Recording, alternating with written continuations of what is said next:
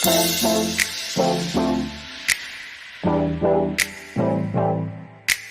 दोस्तों, सबसे पहले तो मैं आप सबको हैप्पी फ्रेंडशिप डे बोलना चाहूँगा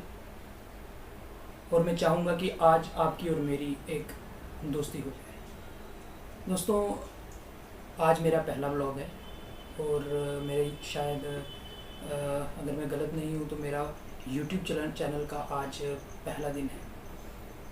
आप सबके एक प्यार के साथ मैं शुरुआत करना चाहूँगा आज के इस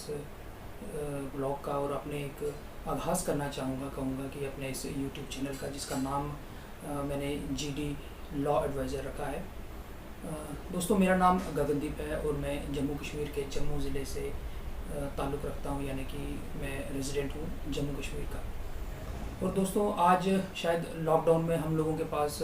बहुत सारे ब्लॉग बनाने के कारण होते हैं। कई लोग ट्रैवल के ऊपर बनाते हैं, कई लोग ब्लॉग जो हैं वो फूड आइटम्स के ऊपर या तमाम चीज़ों के ऊपर बनाते हैं। और आप, मुझे लगता है कि आप लोगों को मेरी ये ड्रेस देखकर शायद लगता होगा कि ये कोई नए किसी एक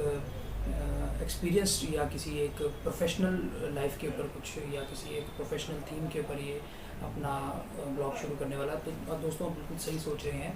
मैं पेशे से वकील हूँ और आज मुझे 8 साल हो गए हैं जम्मू कश्मीर की हाई कोर्ट में और जम्मू कश्मीर के जो छोटे छोटे कोर्ट्स हैं, ट्रायल कोर्ट्स हैं और सेशन कोर्ट्स हैं, वहाँ पे प्रैक्टिस करते हुए। और मुझे लगता है कि थ्रू लीगल एडवाइजेज़ या कुछ ऐसे छोटे छोटे कानून होते हैं या जो छोटी छोटी एक बातें होती हैं, कई बार हम लोग नहीं जान पाते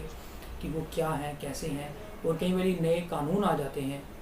तो उनके मुतल्लिक़ भी या उनके रिगार्डिंग भी हम लोगों को पता नहीं होता है कि वो कानून क्या है या उस कानून की बारीकी क्या है या उस कानून का मतलब क्या है, क्यों ये कानून लाया गया और क्यों उस कानून को हम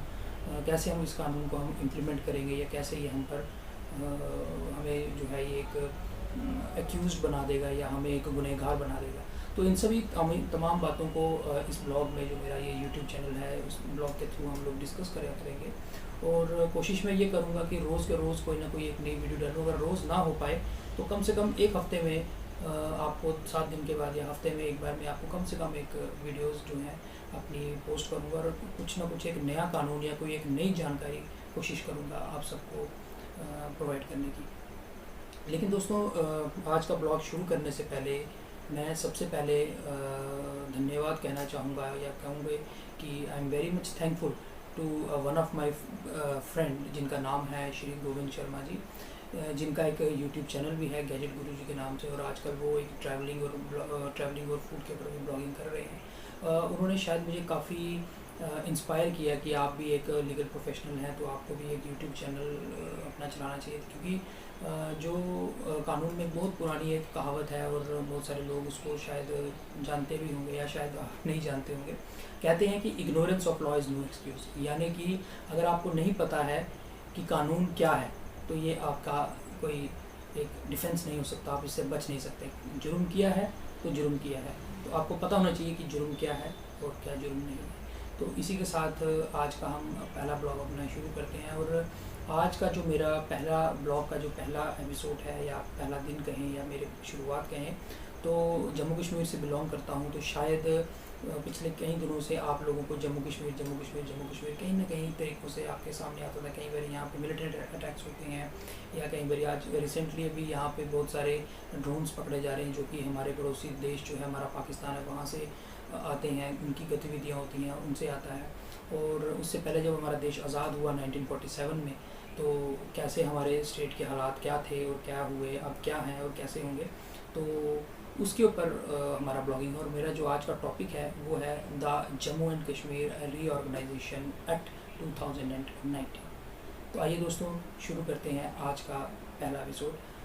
दोस्तों, ये जो the Jammu and Kashmir reorganisation act 2019 है, ये 9 अगस्त 2019 को प्रेसिडेंट साहब की जो हमारे असेंट है या उनके सिग्नेचर है आफ्टर पासिंग, जो कि दोनों हमारी असेंबलीज थी, लोकसभा और राज्यसभा, जब वहाँ से ये पारित हो गया, जब वहाँ से पास हो गया, तो 9 अगस्त फाइनली ये प्रेसिडेंट साहब के टेबल पे पहुंचा और उन्होंने इसके ऊपर अपने हस्ताक्षर किए और उन्होंने कहा कि ये रीऑर्गेनाइजेशन बिल जो है ये हम लाएंगे। इस रीऑर्गेनाइजेशन बिल के आने से जो सबसे बड़ी जो एक बदलाव हुआ वो ये हुआ कि सबसे पहले तो हमारी जो JNK स्टेट थी, या कि हम कहें जम्मू एंड कश्मीर की जो स्टेट थी, इसमें 3 ज़िले पड़ते थे, जम्मू, कश्मीर और लद्दाख। इनमें से 2 जगहों का विभाजन हो गया, जम्मू और कश्मीर को एक और लद्दाख को एक कर दिया। इस रीऑर्गेनाइजेशन बिल के अंदर दोनों ज़िलों को कवर किया जाता है। और the Jammu and Kashmir reorganisation act जो है, जो कि 2019 में जो हमारे इसमें लाया गया था, अमल में लाया गया था, या जो उसको हमने पास किया था, अब इन्फोर्स है हमारे यहाँ पे। इसमें तमाम बहुत सारी चीज़ें इसमें बताई गई हैं कि किस तरीके से जो हमारी रीऑर्गेनाइजेशन, हमारा जो स्टेट है वो अब UT में कन्वर्ट कर दिया, यानी कि यूनियन टेरिटरी में कन्वर्ट कर दिया गया है, और किस तरीके से यूनियन टेरिटरी जो है वो काम करेगी, जो उसकी गवर्नमेंट होगी या जो उसके नए नए कानून होंगे वो किस तरीके से उसमें काम किए जाएंगे। तो वैसे तो हमारे जम्मू एंड कश्मीर जो हमारा 370 से पहले था,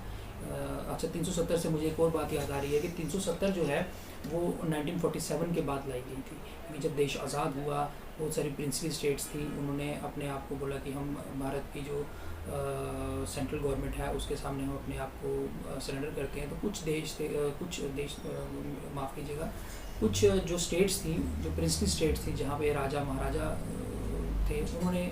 उसके अंदर जाने से मना कर दिया। तो शायद उसी के चलते उस टाइम पे बेटर लगा होगा गवर्नमेंट को कि भाई इसको 370 का हम दे देते हैं एक प्रावधान, तो आहिस्ता आहिस्ता ये जो भी होगा हमारे में देश में मिल जाएगा। सो दैट्स वाई इसलिए किया गया था, शायद मुझे जो लगता है कि जो हमारा पड़ोसी मुल्क जो था हमारा पाकिस्तान, वो शायद यहाँ पे ज़्यादातर अटैक कर रहा था और यहाँ की ज़मीन को, यहाँ के लोगों को अपने साइड वो करना चाहता था और बरगलाना चाहता था। और पाकिस्तान की हालत तो आप सबको पता ही है किस तरीके से आज वहाँ की आबादी है, क्या काम कर रहे हैं, किस तरीके से कर रहे हैं। तो 370 लगी, 370 वो चली। उसके बाद उस टाइम की गवर्नमेंट को लगा कि 370 बेटर है, तो उन्होंने 370 लगा दी। आज की सरकार को, मौजूदा जो सर्कमस्टांसिस थे उसमें आज की सरकार को लगा कि 370 हटनी चाहिए, तो उन्होंने 370 को हटाया। और 370 हटाने के बाद उन्होंने the Jammu and Kashmir reorganisation act 2019 को इसमें लाया। और इस एक्ट में आपको बताया गया है कि किस तरीके से हमारी जो यूनियन टेरिटरी है, जम्मू और कश्मीर और लद्दाख जो है, जो कि 2 अलग अलग हैं, उनको किस तरीके से काम करेंगी। उनके जो गवर्नर्स हैं, या जो पहले स्टेट के गवर्नर होते थे, अब उनको लेफ्टिनेंट गवर्नर यानी कि LG कहा जाता है, अब उनको वहाँ पे कर दिया गया है। और LG उसको किस तरीके से रूल करेंगे, जो कि सेंटर से उनका आएगा। कैसे सेंटर की जो स्कीम्स हैं वो डायरेक्टली अब इन जो यहाँ के लोग हैं वहाँ तक पहुँचेंगी, और किस तरीके से इनके इलेक्शंस होंगे, बाई इलेक्शंस होंगे, कैसे इनकी डिलिमिटेशन की जाएगी, और किस तरीके से इनको आगे आगे जो है स्टेट को, यूनियन टेरिटरी का जो एक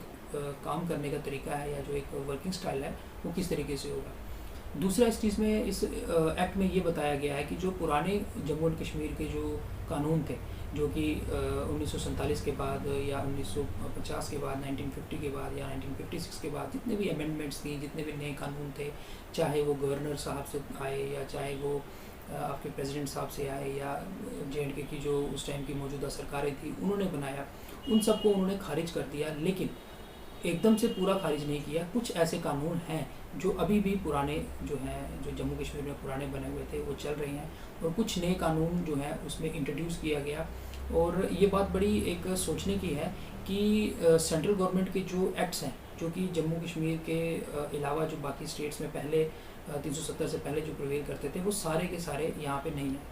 कुछ एक्ट्स जो हैं वो लाए गए हैं, और कुछ एक्ट्स जो जम्मू कश्मीर के थे उन्हीं को रखा गया है, और इसी हिसाब से जो अभी हमारी स्टेट है वो इस तरीके से काम कर रही है। कुछ एक्ट्स हैं, जैसे आप सपोज कर लें 153 एक्ट्स हैं टोटल, जो कि अबॉलिश कर दिए गए हैं, जो पुराने JNK गवर्नमेंट ने बनाए थे। कुछ असेंट्स थी, कुछ अमेंडमेंट्स थी, कुछ कानून जो नए बनाए थे वो ख़त्म कर दिए गए हैं। और 166 यानी कि 166 जो कानून थे पुराने वाले, वो रखे गए हैं। और इंडियन गवर्नमेंट से, कुछ जो सेंट्रल गवर्नमेंट से, जो इंडियन साइड से जो चलते थे, जो लोग पहले कहते थे कि जो इंडियन कानून है, आपके जम्मू कश्मीर के अलग कानून है, अब ऐसा कोई यहाँ पे कोई डिफरेंस रहा नहीं है। तो इस तरीके से इन्होंने ये अमेंडमेंट्स की हैं, और इसी तरीके से ये आगे ये चल रहा है। बाकी जो इस चीज़ के लिए अगर आपने पढ़ना है तो